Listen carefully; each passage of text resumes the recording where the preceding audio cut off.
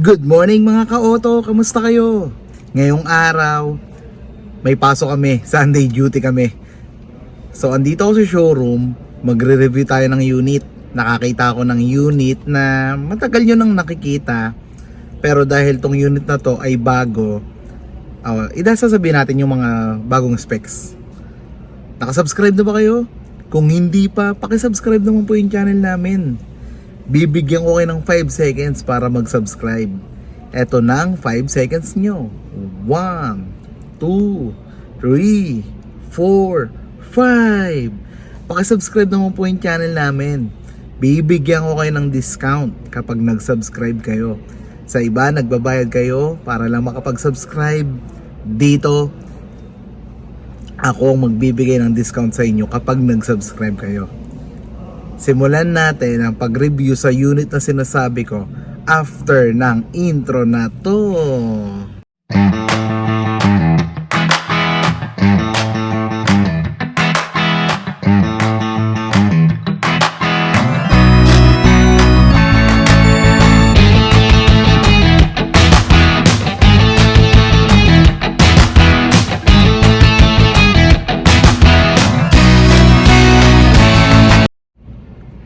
Mga ka-auto, kumusta ulit?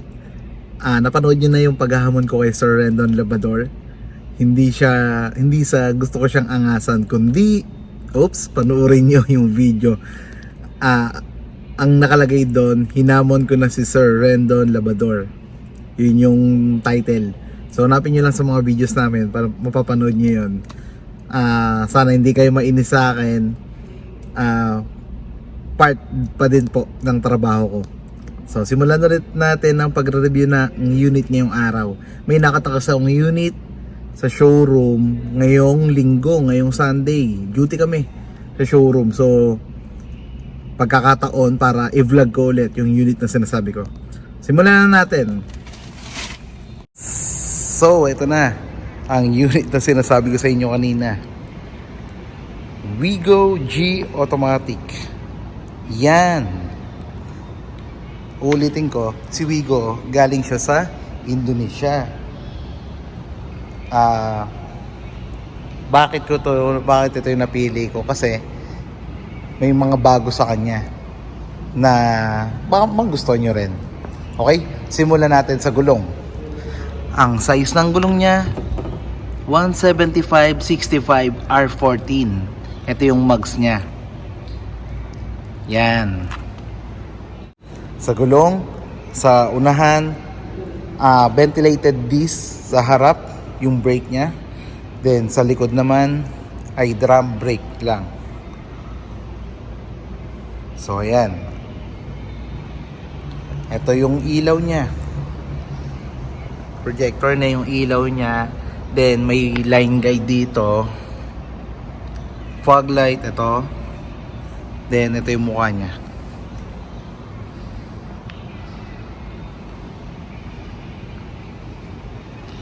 Yan. Tignan ulit natin ang makina. Walang nagbago sa makina. May nadagdag lang na features. Pero tingnan pa rin natin. Ito na ang makina niya. 3-cylinder inline, 12-valve DOHC. Then, meron na rin siyang ang eksaktong displacement ng makina niya ay 998cc. Yan yung eksaktong displacement ng makina niya. Meron na rin siyang 66 PS sa maximum output at 6,000 RPM.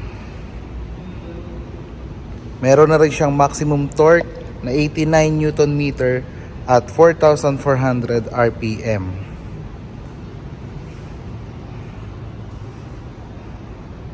Yan. Ito yung battery niya. 1SM lang itong battery niya. Medyo maliit pero yun nga, matipid kasi siya sa gasolina. Kung naghahanap kayo ng panghatid sa school, pang araw-araw na sasakyan, eto na ang hinahanap nyo. Pasok na pasok ang Toyota Wigo. 4-speed automatic, kapag manual, 5-speed manual po si Toyota Wigo. EFI na rin ang Toyota Wigo natin. Yan, ang ganda oh.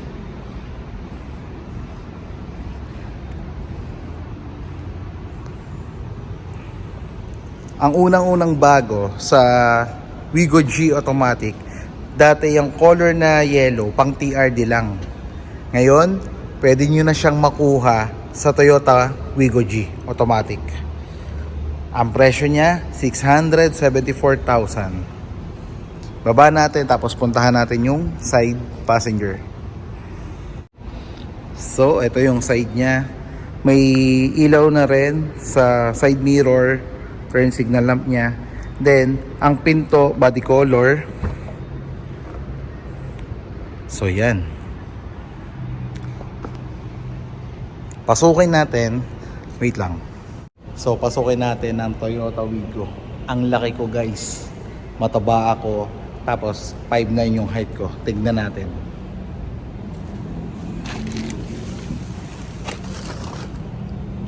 So, ayan. Walang halong pandaraya. Ang luwag. So, heto na. Andito na ako sa loob. Grabe. Kulang ang isang dangkal. Ayan, ayusin ko tuhod ko. Kulang ang, ayan, saktong isang dangkal ko. Medyo malaki yung kamay ko, ha. Tapos, yung space niya. Isang dangkal, oh. Mukha lang maliit tignan si Wigo, pero ang luwag ng loob niya. Dalawa airbags niya, isa dito kay passenger side, then isa rin kay driver side, yung airbags niya. Ito yung speaker niya. Lagayan ng water bottle. Yan. Ito naman, lagayan ng glove box. Yan. So dati, may USB dito, yung mga old na Wigo, may USB dito para saksakan ng USB. Pero ngayon wala na. Mamaya pag-usapan natin yung stereo niya. Ito yung door handle niya. Yan. Ang luwag, no? Nga pala, ang suspension ng Toyota Wigo is ano, MacPherson strut sa harap, then sa likod naman is torsion beam.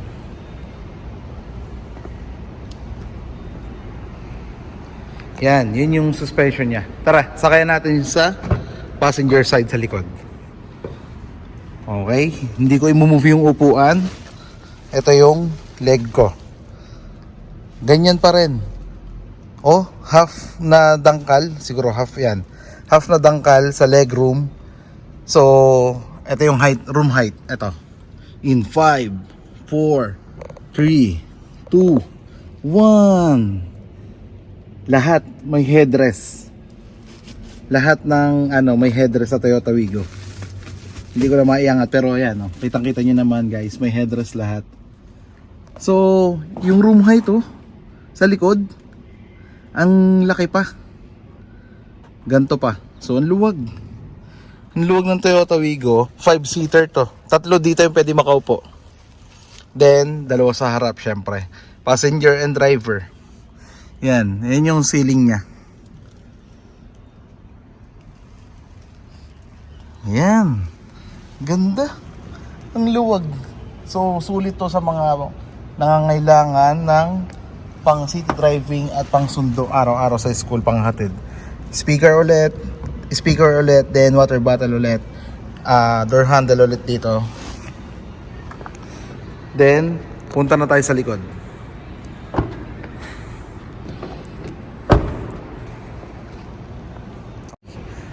May third brake light na ang Toyota Wigo. Ito yung rear combination niya. Yan. Ito yung third brake light. Then, spoiler. Yan. Meron rin siyang backup camera. So, yan yung camera niya. Then, ito naman yung backup sensor. 2 backup sensor dito sa likod. So, yan. Yan ang ganda, oh. Ang ganda ng kombinasyon ng yellow at black para sa Toyota Wigo. Parang si Bumblebee. Tignan naman natin yung likod ng Toyota Wigo. Yo, no? May tonneau cover dito para sa... Wait lang. Yan. Yan yung tonneau cover para may cover kayo dito para sa mga Like sa things nyo sa ilalim, kung madumi, matatakpan yan. Kung madumi or magulo, pwede matakpan ito. Then pwede rin siyang lagyan ng mga other na things nyo dito. Matibay ito. Yan. Sa E, walang ganto. Sa G lang meron sa TRD. So, ang pagsabit, ito. Kung sasabit natin yan dyan. Yan. Pwedeng maging ganyan. So kung may luggage kayo na mataas hanggang dito, pwede nyo gawin yan. Then, ang tawag dito, spare tire niya. Then, tingnan natin yung spare tire niya kung mugs ba or donut. Pero, alam ko donut. Yun, donut type yung free kay Toyota Wigo na spare tire. Yan, so tama ako, donut type nga. Baba natin, pasukin na natin yung loob ng Toyota Wigo.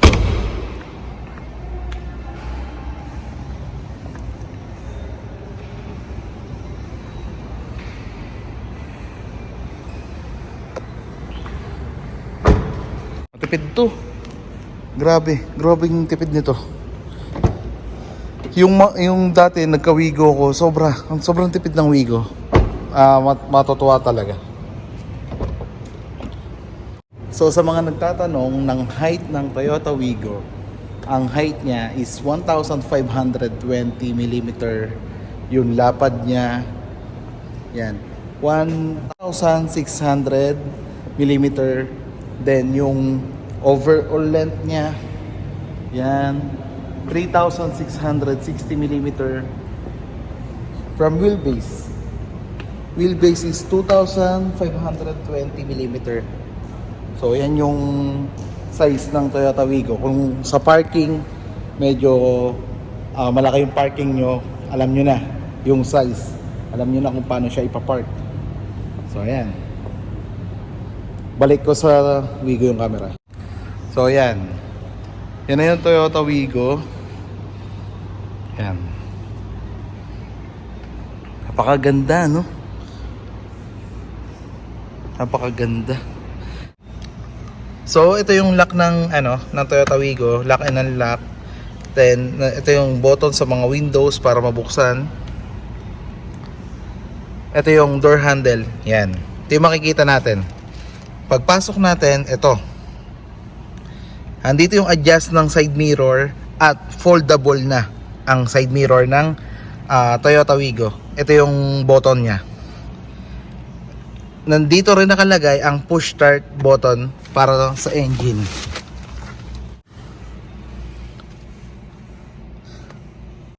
So andito na tayo sa Toyota Wigo. Ito yung driver side niya. Ito yung steering wheel niya, urethane. So may button dito para sa mode, para kung gusto niyo ng AM, Bluetooth, FM, at ang bagong specs ni Toyota Wigo, Apple CarPlay na siya, saka Android Auto. Basta gamitan nyo lang ng original cord from your phone. Hindi yung nabibili sa Lazada or basta original na cord ng phone nyo. Buttons dito para sa volume. Then, ayan, ito yung mode nga. Kung ano yung gusto mo, FM, maglalabas naman yun dito kung ano yung gusto mo. Then, ito yung sa fog light. Itong circle na yan. Yan, para sa fog light yan. Yung gitna, yung ring, parang ring. Lagay mo lang dyan para magbukas yung fog light. Then, ito naman yung sa headlight. Yan, ito yung MID niya. Dito mo babaguhin yung trip A, trip B. Then, ito naman sa time. Dito mo yung siya i-adjust. Okay? So, yun nga, Apple CarPlay and Android Auto na si Toyota Wigo. Yeah. Ito naman yung sa aircon niya. Yan, automatic, hindi siya yung digital. Dati kasi digital yun eh. Para kahit Wigo G, digital yun. Ngayon, automatic na siya. So, ayan. Ito naman yung shift gear niya, diretso pa rin. Ayan. Handbrake, regular handbrake. Wala nga lang siyang center console dito. Pero merong lagayan ng coins or kung kasya yung bottle water.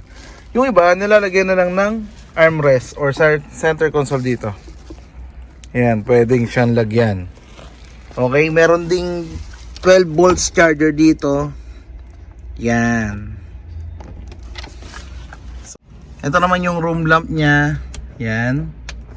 Then, tignan natin nga kung merong vanity mirror sa side mirror. Sa side visor. 5, 4, 3, 2. Wow! May vanity mirror, oh. Sa driver kaya. 5, 4, 3, 2, 1. Walang vanity mirror sa side visor ng driver. Sa passenger lang meron. So, pag nag-makeup si misis nyo or mga asawa nyo, yan. Pwede nyo magamit yung vanity mirror dito. Meron ding assist grip para kung napapabilis ang takbo ng Toyota Wigo, pwedeng hawakan ni misis nyo. Sa driver, wala. Ito, wala. Pero pwede nyo palagyan, ayan, may abang. So nakita na natin mga ka-auto ang labas, ang interior, nakita na rin natin. Alamin naman natin kung ano-ano nga ba yung mga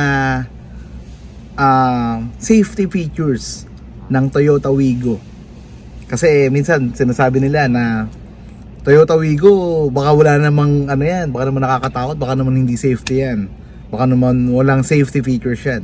Okay, isa-isayin natin ang safety features ng Toyota Wigo. Una, dalawa na kang airbag, 2 airbags, ABS or anti-lock braking system, back sonar, pinakita ko sa inyo kanina, back sensor, backup camera, child restraint system, meron yan isofix sa likod. Then meron siyang anti-theft system or engine immobilizer. Wireless na rin yung door lock niya. So yun yung mga safety features ng Toyota Wigo. Ang dami, no? Eto pa, ang bago kay Toyota Wigo, eto, ang dashcam camera. Meron na siyang dashcam camera. Dati wala, pero ngayon meron na. Di ba? Ayan yung mga bagong features kay Toyota Wigo. Yung color na yellow, dati sa TRD, ngayon pwede na sa G automatic. Meron na ring backup camera, dati wala. Ngayon, dashcam ang meron kay Toyota Wigo G automatic. Ulitin ko po ang presyo niya, 674 lang. 674,000. Naka-promo pa kami kanina. Nakita niyo yung video kanina, yung mga sale. From 134,000 sa 20%, pwede nating makuha ng 60 to 70,000 lang. Ang monthly mo is 13,000 lang. Napakamura ng monthly. Ang tipid pa sa gas. So, ano pang hinihintay nyo? Toyota Wigo na. We go for it. Okay. Ang monthly 13,500 to be exact. So, yung mga ganun. So, hanggang dito na lamang po mga ka-auto ang video na to. Sana nag-enjoy kayo. Sana nakatulong sa pagde-design nyo ng pagbili ng unit. Kung nagustuhan nyo yung video na to, paki-like naman po, paki-subscribe na rin, paki-share na rin sa mga tropa nyo na naghahanap ng Toyota Wigo. Then, pakipanood na rin po yung mga ads na meron tayo. Mas makakatulong po yun sa amin sa sa channel namin. Kung may katanungan kayo, pag-usapan natin, comment nyo lang below. Iiwanan ko dito yung number ko. Ito yung number ko. Yan, andyan yung number ko. Tapos isasend ko rin sa inyo yung Viber, email ko, yun, kung saan tayo pwede mag-usap. Ang ganda ng Toyota Wigo, ang ganda ng promo niya, promise. So, kung wala kayong unit sa ibang dealer at naghahanap kayo ng iba't ibang kulay ng Toyota Wigo, meron kaming Toyota Wigo na black, ayun, silver, katabi, yan. Wigo na black, Wigo G Auto na black, Wigo G Auto silver, at ito sinasakyan ko, Wigo G Auto yellow. Ayan oh, yellow yung side ng loob niya. So ano pang hinihintay nyo? Pakisubscribe naman po yung channel namin. Yun nga, malaking discount yung naghihintay sa inyo kapag nakasubscribe kayo. Then pakipanood na rin po yung mga ads, mga ka-auto. So please, huwag nyo kaming iiwan. Lagi, panuorin nyo lang lagi yung mga videos namin. Kapag naiinip kayo o gusto nyong tumingin ng kotse, panuorin nyo lang po ang mga nire-reviews namin. Kahit medyo bulol, pagpasensyahan nyo na, sorry na po. Tingin ko kahit konti makakatulong sa inyo. So hanggang dito na lamang po. Maraming salamat po sa panonood. Kung nag-enjoy kayo, pwede nyo rin i-click yung super thanks. Maraming salamat po. At hanggang dito na lamang po mga ka-auto. Magsama-sama po ulit tayo sa pag-review ng ilang unit. God bless po sa ating lahat. Bye!